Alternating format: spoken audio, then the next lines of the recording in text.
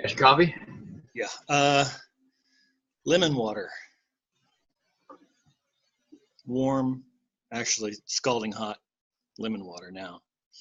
Just, throat. Talking more than I have really talked in the last few weeks. So. Even as a salesperson? Well, I mean, it's been 3 weeks since I was a salesperson. I guess, yeah. My vocal cords have been on vacation.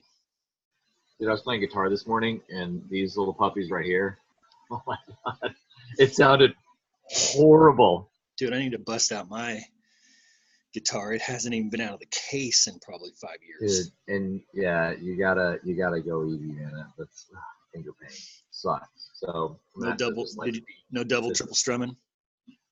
No, the strumming is not an issue. It's the holding of the chord, right. The formulation of the chord. I can't push the strings down against the fretboard, so it's a bunch of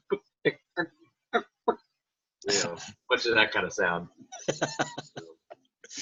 That's funny. Yeah, they were. What was? They had listened to it last night, the guys, and they did say they liked the funny content. They did like it. They liked the dumb content, and it didn't come through in the form of a true focus group, because men communicate affection through sarcasm, right? That's the only way. We can't actually say I like you. So if they hadn't been sarcastic, you'd have been worried about it.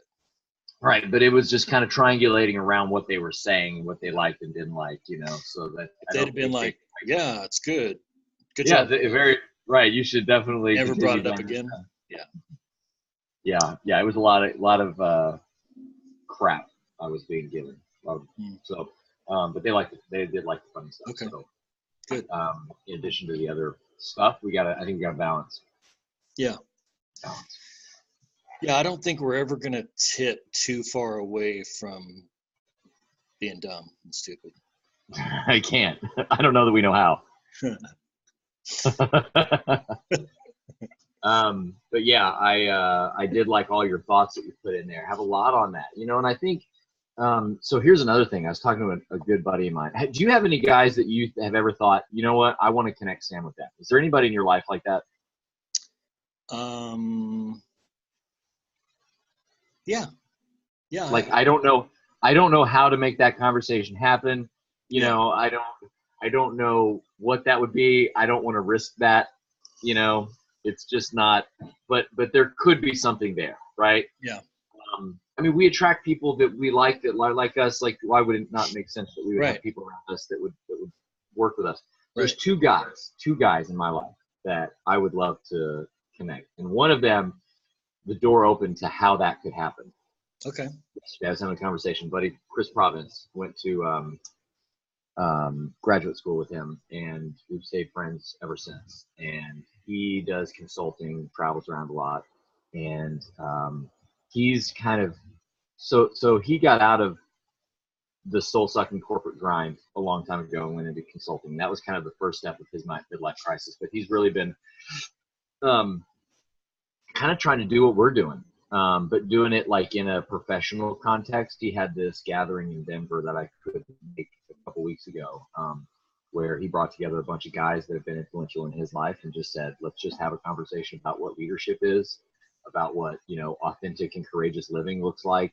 But really, like, he's a consultant in the leadership and performance space. So he was focused on, what is leadership, but kind of like having some of the conversations about life that we have. And anyway, so he'd been listening to the podcast too, and he's like, who's Mike? Tell me about Mike. And so I kind of told him a little bit about your story, and he's like, what are you guys trying to do? And I just kind of gave him my opinion of it, and he's like, I want to crash your Vegas party. I was like, cool. Whoa. But like he would like to come out to Vegas and meet with you for couple reasons. One, because on his side, he's doing some work with some car dealership, and I didn't quite understand, but he's doing some development work for a car dealership or somebody who's helping doing like mergers and acquisition in the car space, like for are like, I guess, ownership groups that are buying these dealerships. Yeah. He's doing some sort of like the development, and the cultural and leadership development work of like integrating these dealerships into the new system, something like that. And he'd love to pick your brain, and there may be an opportunity there, like a professional opportunity. Okay. And then also kind of, I think, I don't know what he's wanting to create, but you know, something in the kind of leadership space, and I think he's kind of seeing some sort of a multimedia, you know, kind of thing that he wants to create, and he might he's looking for some content, you know, creation, potentially some other ways that we could kind of, you know, get connected with him. Anyway, so all that to say, I would love to. You guys Yeah, I'm in. I mean, best advice I've gotten over the last few weeks has been one of the guys that been in the car business and got out a few months back, and you know, just said, let the next thing find you. So Yeah. I'm all over something else finding me and me not having to look for it. Yep. Yeah, and that's what this is. So I really think he's somebody that, you know, kind of in the HR space that, you know, we've always dreamed about, like consulting together, kind of the way that you and I have always talked about creating together. But I think you have so much, while, you know, like so much leadership experience and perspective, and, you know, just skill, just raw talent, that I think you might find something in that space that you really love. Cool. And you know, I mean, you're always reading about leadership, how to do it, how to practice it. You know, why are you not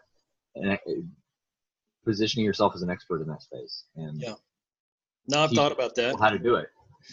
Would love to kind of break into that somehow. So yeah, let's bring him to Vegas. Okay. So he's gonna come out, he said, and you know, I'll probably catch up on Thursday. I don't know what his plans are, how long he's going to be. You do need to be prepared that he and I was going to say he almost killed me when we hung out in Nashville, because Austin.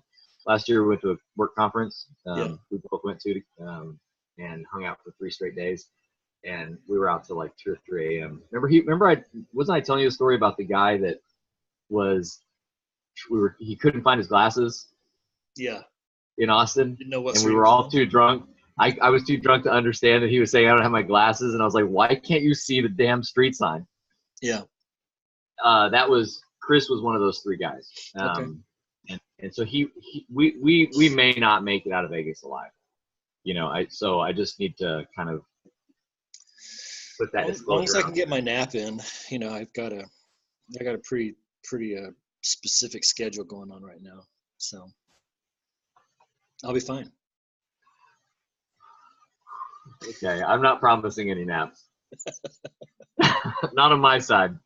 If you want to take a nap, you can do it. You're gonna have to find a place and a time and a space to do that. That's on you. It's gonna be on you. Manage yourself. That's all I'm saying. I can Da Vinci nap it.